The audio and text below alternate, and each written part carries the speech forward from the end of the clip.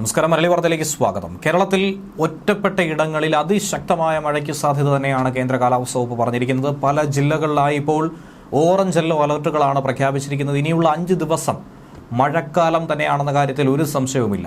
മഴ ശക്തമാകുന്നത് കണക്കിലെടുത്ത് നേരത്തെ പ്രഖ്യാപിച്ചതിനേക്കാൾ കൂടുതൽ ജില്ലകൾക്കാണ് ഇപ്പോൾ ഓറഞ്ച് അലർട്ട് പ്രഖ്യാപിക്കേണ്ടി വന്നിരിക്കുന്നത്. ഇന്ന് 5 ജില്ലകൾക്കാണ് ഓറഞ്ച് അലർട്ട് പ്രഖ്യാപിച്ചിരിക്കുന്നത്. 7 ജില്ലകൾക്ക് യെല്ലോ അലർട്ടുമുണ്ട്. കേരളത്തിൽ അടുത്ത 5 ദിവസത്തേക്ക് മഴ ശക്തമാകുമെന്ന് കാലാവസ്ഥാ കേന്ദ്രം ഇപ്പോൾ വ്യക്തമാക്കുകയാണ്. കേരള, കർണാടക, ലക്ഷദ്വീപ് തീരങ്ങളിൽ ഇന്നു മുതൽ മെയ് 23 വരെ മത്സ്യബന്ധനത്തിന് പോകാൻ പാടില്ലെന്നും കേന്ദ്ര കാലാവസ്ഥാ വകുപ്പ് പറഞ്ഞിട്ടുണ്ട്. വേനൽ മഴയിൽ നിന്നും കാലവർഷത്തിലേക്കുള്ള മാറ്റങ്ങൾ കണ്ടു തുടങ്ങിയിരിക്കുകയാണ്. അതിന്റെ ഭാഗമായി ബംഗാൾ ഉൾക്കടലിൽ ചക്രവാത ചുഴിയും രൂപപ്പെട്ടു. ആൻഡമാനിൽ തുടങ്ങിയ കാലവർഷം ഇപ്പോൾ മാലദ്വീപ്, കന്യാകുമാരി മേഖലയിൽ പടിഞ്ഞാറൻ കാറ്റിന്റെ രൂപത്തിലേക്ക് വ്യാപിക്കുന്നു. വരും ദിവസങ്ങളിൽ കേരളത്തിന് മുകളിൽ പടിഞ്ഞാറൻ, വടക്ക് പടിഞ്ഞാറൻ കാറ്റ് ശക്തമാകാൻ സാധ്യതയുണ്ടെന്നാണ് കാലാവസ്ഥാ കേന്ദ്രം പറഞ്ഞിരിക്കുന്നത്. 19-ാം തീയതി ഇന്ന് ഓറഞ്ച് അലർട്ട് പ്രഖ്യാപിച്ചിരിക്കുന്നത് മലപ്പുറം, കോഴിക്കോട്, വയനാട്, കണ്ണൂർ, കാസർഗോഡ് ജില്ലകളിലാണ്. 20-ാം തീയതി കോഴിക്കോട്, വയനാട്, കണ്ണൂർ, കാസർഗോഡ് ജില്ലകളിലും 23-ാം തീയതി പത്തനംതിട്ട, ഇടുക്കി, എറണാകുളം എന്നീ ജില്ലകളിലും കേന്ദ്ര കാലാവസ്ഥാ വകുപ്പ് ഓറഞ്ച് അലർട്ട് പറയുന്നുണ്ട്. ഒറ്റപ്പെട്ട ഇടങ്ങളിലെ അതിശക്തമായ മഴയ്ക്കുള്ള സാധ്യതയാണ് ഓറഞ്ച് അലർട്ടിലൂടെ പ്രവചിച്ചിരിക്കുന്നത്. 24 മണിക്കൂറിൽ 115 മില്ലിമീറ്റർ മുതൽ 204 മില്ലിമീറ്റർ വരെ മഴ ലഭിക്കുമെന്നതാണ് അതിശക്തമായ മഴ എന്നതുകൊണ്ട് അർത്ഥമാക്കുന്നത്. ഇനി യെല്ലോ അലർട്ട് പ്രഖ്യാപിച്ചിരിക്കുന്ന ഇന്ന് പത്തനംതിട്ട, ആലപ്പുഴ, കോട്ടയം, ഇടുക്കി, എറണാകുളം, തൃശൂർ, പാലക്കാട് ജില്ലകളിലും 20-ാം തീയതി പത്തനംതിട്ട, ആലപ്പുഴ, കോട്ടയം, ഇടുക്കി, എറണാകുളം, തൃശൂർ, പാലക്കാട്, മലപ്പുറം ജില്ലകളിലും 21-ാം തീയതി കോഴിക്കോട്, വയനാട്, കണ്ണൂർ, കാസർഗോഡ് ജില്ലകളിലും 22-ാം തീയതി കണ്ണൂർ, കാസർഗോഡ് ജില്ലകളിലും 23-ാം തീയതി ആലപ്പുഴ, കോട്ടയം, തൃശൂർ, പാലക്കാട്, മലപ്പുറം, കോഴിക്കോട്, വയനാട് എന്നീ ജില്ലകളിലുമാണ് യെല്ലോ അലർട്ട് പ്രഖ്യാപിച്ചിരിക്കുന്നത്. ഒറ്റപ്പെട്ട ശക്തമായ മഴയ്ക്കുള്ള സാധ്യതയാണ് ഇവിടങ്ങളിൽ പറയുന്നത്. 24 മണിക്കൂറിൽ 64.5 മില്ലിമീറ്റർ മുതൽ 115.5 മില്ലിമീറ്റർ വരെ മഴ ലഭിക്കുന്ന സാഹചര്യത്തെയാണ് ശക്തമായ മഴ എന്നതുകൊണ്ട് അർത്ഥമാക്കുന്നത്. ഇടിമിന്നലോട് കൂടിയ മഴ തന്നെയാണ് ഇവിടെയും പ്രതീക്ഷിക്കേണ്ടത്. ഇനി സൂര്യനിൽ നിന്നുള്ള സൗരവാതകങ്ങളുടെയും ഊർജ്ജ പ്രവാഹത്തിന്റെയും ഏറ്റക്കുറച്ചിലുകൾ മുതൽ ദീർഘകാല കാലാവസ്ഥയിലെ ആവർത്തനാത്മക സ്വഭാവം വരെ മൺസൂണിനെ ബാധിക്കുന്നുവെന്നാണ് കേന്ദ്ര സർവകലാശാലയിലെ ഗവേഷകർ ഇപ്പോൾ കണ്ടെത്തിയിരിക്കുന്നത്. 2018-ലുണ്ടായ കനത്ത മഴ, വയനാട്ടിലും കുടുകിലെയും ഉരുൾപൊട്ടലുകളും മഴയിലെ ഈ ദീർഘകാല വർധനവിന്റെ ഭാഗമാകുമെന്നാണ് ഗവേഷകർ ഇപ്പോൾ പങ്കുവയ്ക്കുന്ന വിവരം. ഇനിയുള്ള വർഷങ്ങളിലും മഴയുടെ തീവ്രത വർദ്ധിക്കാൻ സാധ്യതയുണ്ട്. പ്രകൃതിക്ഷോഭങ്ങളെ പ്രതിരോധിക്കാൻ വേണ്ടി കൂടുതൽ കരുതൽ നടപടികൾ ആവശ്യമാണെന്നും പഠനത്തിലൂടെ പറയുന്നുണ്ട്. അതുകൂടാതെ ഇടിമിന്നൽ ജാഗ്രതാ നിർദ്ദേശങ്ങളും പങ്കുവയ്ക്കുന്നുണ്ട്. ആദ്യ ലക്ഷണം കണ്ടുകഴിഞ്ഞാൽ ഉടൻ തന്നെ സുരക്ഷിതമായ കെട്ടിടത്തിനുള്ളിലേക്ക് മാറണം. തുറസായ സ്ഥലങ്ങളിൽ തുടരുന്നത് ഇടിമിന്നൽ ഏൽക്കാനുള്ള സാധ്യത വർദ്ധിപ്പിക്കും. ശക്തമായ കാറ്റിനും ഇടിമിന്നലിനും സാധ്യതയുള്ള ഘട്ടത്തിൽ ജനലും വാതിലും അടച്ചിടുക. വാതിലിനും ജനലിനും അടുത്ത് നിൽക്കാതെ ഇരിക്കുക. കെട്ടിടത്തിനകത്ത് തന്നെ ഇരിക്കുക. പരമാവധി ഭിത്തിയിലോ തറയിലോ സ്പർശിക്കാതിരിക്കാനും ശ്രമിക്കുക. ഗ്രഹോപകരണങ്ങളുടെ വൈദ്യുത ബന്ധം വിച്ഛേദിക്കുക. വൈദ്യുതോപകരണങ്ങളുമായിട്ടുള്ള സാമീപ്യം ഇടിമിന്നുള്ള സമയത്ത് ഒഴിവാക്കുക. ഇടിമിന്നുള്ള സമയത്ത് ടെലഫോൺ ഉപയോഗിക്കുന്നത് ഒഴിവാക്കുക. കടൽക്ഷോഭം രൂക്ഷമാകാൻ സാധ്യതയുള്ളതുകൊണ്ട് അപകട മേഖലകളിൽ നിന്നും അധികൃതരുടെ നിർദ്ദേശാനുസരണം മാറി താമസിക്കണം. ചെറിയ വള്ളങ്ങളും ബോട്ടുകളും കടലിലേക്ക് ഇറക്കുന്നത് ഈ സമയത്ത് ഒഴിവാക്കുകയും വേണം. കടലാക്രമണത്തിന് സാധ്യതയുള്ളതുകൊണ്ട് തന്നെ മത്സ്യത്തൊഴിലാളികളും തീരദേശവാസികളും ജാഗ്രത പാലിക്കാനുള്ള മുന്നറിയിപ്പ് നൽകിയിട്ടുണ്ട്. അധികൃതരുടെ നിർദ്ദേശാനുസരണം കടൽക്ഷോഭം രൂക്ഷമാകാൻ സാധ്യതയുള്ള മേഖലകളിൽ നിന്നും ജനങ്ങൾ മാറി താമസിക്കണം. ചെറിയ വള്ളങ്ങളും ബോട്ടുകളും കടലിലേക്ക് ഇറക്കുന്നത് ഈ സമയത്ത് ഒഴിവാക്കണം. കള്ളക്കടൽ പ്രതിഭാസത്തിനും ഉയർന്ന തിരമാലയ്ക്കും സാധ്യതയുള്ള ഘട്ടത്തിൽ കടലിലേക്ക് മത്സ്യബന്ധന യാനങ്ങൾ ഇറക്കുന്നത് പോലെ തന്നെ അപകടകരമാണ് അവ കരയ്ക്ക് അടുപ്പിക്കുന്നത്. അതുകൊണ്ട് തന്നെ തിരമാല ശക്തിപ്പെടുന്ന ഘട്ടത്തിൽ കടലിലേക്ക് ഇറക്കുന്നതും കരയ്ക്ക് അടുപ്പിക്കുന്നതും ഒഴിവാക്കണം. ദേശീയ സമുദ്രസ്ഥിതി പഠന ഗവേഷണ കേന്ദ്രം മുന്നറിയിപ്പ് പിൻവലിക്കുന്നതുവരെ ബീച്ചുകൾ കേന്ദ്രീകരിച്ചുള്ള വിനോദസഞ്ചാരം ഉൾപ്പെടെയുള്ള എല്ലാ പ്രവർത്തനങ്ങളിലും ശ്രദ്ധ പുലർത്തണം. മത്സ്യബന്ധന യാനങ്ങൾ, അതായത് ബോട്ട്, വള്ളം മുതലായവ ഹാർബറിൽ സുരക്ഷിതമായി തന്നെ കെട്ടിയിട്ട് സൂക്ഷിക്കണം. വള്ളങ്ങൾ തമ്മിൽ സുരക്ഷിത അകലം പാലിക്കുന്നത് കൂട്ടിയിടിച്ചുള്ള അപകട സാധ്യത ഒഴിവാക്കും. മത്സ്യബന്ധന ഉപകരണങ്ങളുടെ സുരക്ഷയും ഉറപ്പാക്കണം. ബീച്ചിലേക്കുള്ള യാത്രകളും കടലിലിറങ്ങിയുള്ള വിനോദങ്ങളും പൂർണ്ണമായും ഒഴിവാക്കണം. തീരശോഷണത്തിന് സാധ്യത ഉള്ളതുകൊണ്ട് തന്നെ പ്രത്യേകം ജാഗ്രത പുലർത്തണം. ഒപ്പം ഇടിമിന്നൽ ജാഗ്രതാ നിർദ്ദേശങ്ങളും നൽകിയിട്ടുണ്ട്. ഇടിമിന്നൽ അപകടകാരികളാണ്. അവ മനുഷ്യൻ്റെയും മൃഗങ്ങളുടെയും ജീവനും വൈദ്യുത ആശയവിനിമയ ശൃംഖലകൾക്കും വൈദ്യുത ചാലകങ്ങളുമായി ബന്ധിപ്പിച്ചിട്ടുള്ള വീട്ടുപകരണങ്ങൾക്കും വലിയ നാശനഷ്ടം സൃഷ്ടിക്കും. അതുകൊണ്ട് തന്നെ പൊതുജനങ്ങൾ മുൻകരുതൽ നടപടികൾ കാർമേഘം കണ്ടു തുടങ്ങുന്ന സമയം മുതൽ തന്നെ സ്വീകരിക്കേണ്ടതാണ്. ഇടിമിന്നൽ എപ്പോഴും ദൃശ്യമാകണമെന്നില്ല. അതുകൊണ്ട് തന്നെ ഇത്തരം മുൻകരുതൽ നടപടികൾ സ്വീകരിക്കുന്നതിൽ ഒരു കാരണവശാലും വിട്ടു നിൽക്കരുത്.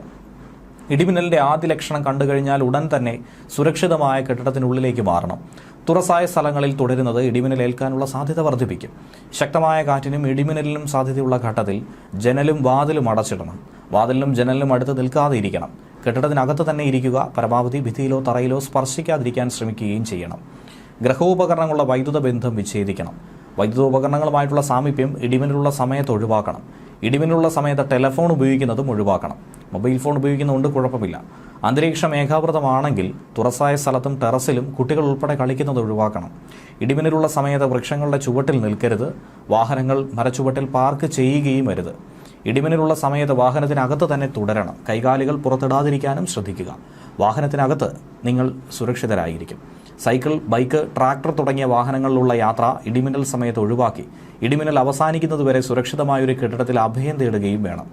മഴക്കാറ് കാണുമ്പോൾ തുണിയെടുക്കാൻ ടെറസിലേക്കോ മുറ്റത്തേക്കോ ഇടിമിന്നുള്ള സമയത്ത് പോകരുത്. കാറ്റിൽ മറിഞ്ഞു വീഴാൻ സാധ്യതയുള്ള വസ്തുക്കളൊക്കെ കെട്ടിവെക്കണം. ഇടിമിന്നലുള്ള സമയത്ത് കുളിക്കുന്നതും ഒഴിവാക്കണം. ടാപ്പുകളിൽ നിന്നും വെള്ളം ശേഖരിക്കുന്നതും ഒഴിവാക്കേണ്ടതാണ്. പൈപ്പിലൂടെ മിന്നൽ മൂലമുള്ള വൈദ്യുതി സഞ്ചരിച്ചേക്കും. ഇടിമിന്നൽ ഉണ്ടാകുമ്പോൾ ജലാശയത്തിൽ മീൻ പിടിക്കാനോ കുളിക്കാനോ ഇറങ്ങാൻ പാടില്ല. കാർമേഘങ്ങൾ കണ്ടു തുടങ്ങുമ്പോൾ തന്നെ മത്സ്യബന്ധനം, ബോട്ടിംഗ് തുടങ്ങിയ പ്രവർത്തികൾ നിർത്തിവെച്ച് ഉടനെ തന്നെ അടുത്തുള്ള കരയിലേക്ക് എത്താൻ ശ്രമിക്കണം. ഇടിമിന്നുള്ള സമയത്ത് ബോട്ടിന്റെ ഡെക്കിൽ നിൽക്കരുത്. ചൂണ്ടയിടുന്നതും വലയെറിയുന്നതും ഇടിമിന്നുള്ള സമയത്ത് അവസാനിപ്പിക്കുക. പട്ടം പറത്തുന്നത് ഒഴിവാക്കണം. ഇടിമിന്നുള്ള സമയത്ത് ടെറസിലേക്കോ മറ്റു ഉയരമുള്ള സ്ഥലങ്ങളിലേക്കോ വൃക്ഷക്കൊമ്പിലോ ഇരിക്കുന്നത് അപകടകരമാണ്. വളർത്തുമൃഗങ്ങളെ തുറസായ സ്ഥലത്ത് ഈ സമയത്ത് കെട്ടുകയും അരുത്. അവയെ അഴിക്കാനും സുരക്ഷിതമായി മാറ്റിക്കെട്ടാനും മഴമേഘം കാണുന്ന സമയത്ത് ഒരു കാരണവശാലും പോകരുത്. ഇതൊക്കെ തന്നെ നിങ്ങൾക്ക് ഇടിമിന്നലേൽക്കാൻ കാരണമായേക്കും. അടുത്തുള്ള കെട്ടിടത്തിലേക്ക് മാറാൻ സാധിക്കാത്ത വിധത്തിൽ തുറസായ സ്ഥലത്താണെങ്കിൽ പാദങ്ങൾ ചേർത്ത് വെച്ച് തല കാൽമുട്ടുകൾക്കിടയിൽ ഒതുക്കി വെച്ച് പന്ത് പോലെ ഉരുണ്ടിരിക്കണം. ഇടിമിന്നലിൽ നിന്നും സുരക്ഷിതമാക്കാൻ കെട്ടിടങ്ങൾക്ക് മുകളിൽ മിന്നൽ രക്ഷാചാലകം സ്ഥാപിക്കാം. വൈദ്യുതോപകരണങ്ങളുടെ സുരക്ഷയ്ക്ക് വേണ്ടി സർജ് പ്രൊട്ടക്ടറും ഘടിപ്പിക്കാം. മിന്നലിന്റെ ആഘാതത്താൽ പൊള്ളലേൽക്കുകയോ കാഴ്ചയോ കേൾവിയോ നഷ്ടമാവുകയോ ഹൃദയാഘാതം സംഭവിക്കുകയോ വരെ ചെയ്യാം. മിന്നലാഘാതമേറ്റ ആളുടെ ശരീരത്തിൽ വൈദ്യുത പ്രവാഹം ഇല്ല എന്നുള്ളത് മനസ്സിലാക്കണം. അതുകൊണ്ട് തന്നെ മിന്നലേറ്റ ആളിന് പ്രഥമ ശുശ്രൂഷ നൽകാൻ മടിക്കരുത്. മിന്നലേറ്റാൽ ആദ്യ 30 സെക്കൻഡ് എന്ന് പറയുന്നത് ജീവൻ രക്ഷിക്കാനുള്ള സുവർണ നിമിഷങ്ങളാണ്. അതുകൊണ്ട് തന്നെ മിന്നലേറ്റ ആളിന് ഉടൻ തന്നെ വൈദ്യസഹായവും എത്തിക്കണം. ഇടിമിന്നലിന്റെ ആദ്യ ലക്ഷണം കണ്ടു കഴിഞ്ഞാൽ ഉടൻ തന്നെ സുരക്ഷിതമായ കെട്ടിടത്തിനുള്ളിലേക്ക് മാറണം. തുറസായ സ്ഥലങ്ങളിൽ തുടരുന്നത് ഇടിമിന്നലേൽക്കാനുള്ള സാധ്യത വർദ്ധിപ്പിക്കും. ശക്തമായ കാറ്റിനും ഇടിമിന്നലിനും സാധ്യതയുള്ള ഘട്ടത്തിൽ ജനലും വാതിലും അടച്ചിടണം. വാതിലിനും ജനലിലും അടുത്ത് നിൽക്കാതെ ഇരിക്കുക. കെട്ടിടത്തിനകത്ത് തന്നെ ഇരിക്കുക. പരമാവധി ഭിത്തിയിലോ തറയിലോ സ്പർശിക്കാതിരിക്കാൻ ശ്രമിക്കുകയും ചെയ്യുക. ഗ്രഹോപകരണങ്ങളുടെ വൈദ്യുത ബന്ധം വിച്ഛേദിക്കണം. വൈദ്യുതോപകരണങ്ങളുമായിട്ടുള്ള സാമീപ്യം ഇടിമിന്നുള്ള സമയത്ത് ഒഴിവാക്കണം. ഇടിമിന്നുള്ള സമയത്ത് ടെലിഫോൺ ഉപയോഗിക്കുന്നതും ഒഴിവാക്കണം. മൊബൈൽ ഫോൺ ഉപയോഗിക്കുന്നതുകൊണ്ട് കുഴപ്പമില്ല. അന്തരീക്ഷം മേഘാവൃതമാണെങ്കിൽ തുറസായ സ്ഥലത്തും ടെറസിലും കുട്ടികൾ ഉൾപ്പെടെ കളിക്കുന്നത് ഒഴിവാക്കണം. ഇടിമിന്നലുള്ള സമയത്ത് വൃക്ഷങ്ങളുടെ ചുവട്ടിൽ നിൽക്കരുത്. വാഹനങ്ങൾ മരച്ചുവട്ടിൽ പാർക്ക് ചെയ്യുകയും അരുത്. ഇടിമിന്നലുള്ള സമയത്ത് വാഹനത്തിനകത്ത് തന്നെ തുടരുക. കൈകാലുകൾ പുറത്തിടാതിരിക്കുക. വാഹനത്തിനകത്ത് നിങ്ങൾ സുരക്ഷിതരായിരിക്കും. സൈക്കിൾ, ബൈക്ക്, ട്രാക്ടർ തുടങ്ങിയ വാഹനത്തിലുള്ള യാത്ര ഇടിമിന്നൽ സമയത്ത് ഒഴിവാക്കണം. ഇടിമിന്നൽ അവസാനിക്കുന്നതുവരെ സുരക്ഷിതമായ ഒരു കെട്ടിടത്തിനുള്ളിൽ അഭയം തേടുകയും വേണം. മഴക്കാറ് കാണുമ്പോൾ തുണികൾ എടുക്കാൻ ടെറസിലേക്കോ മുറ്റത്തേക്കോ ഇടിമിന്നുള്ള സമയത്ത് പോകരുത്.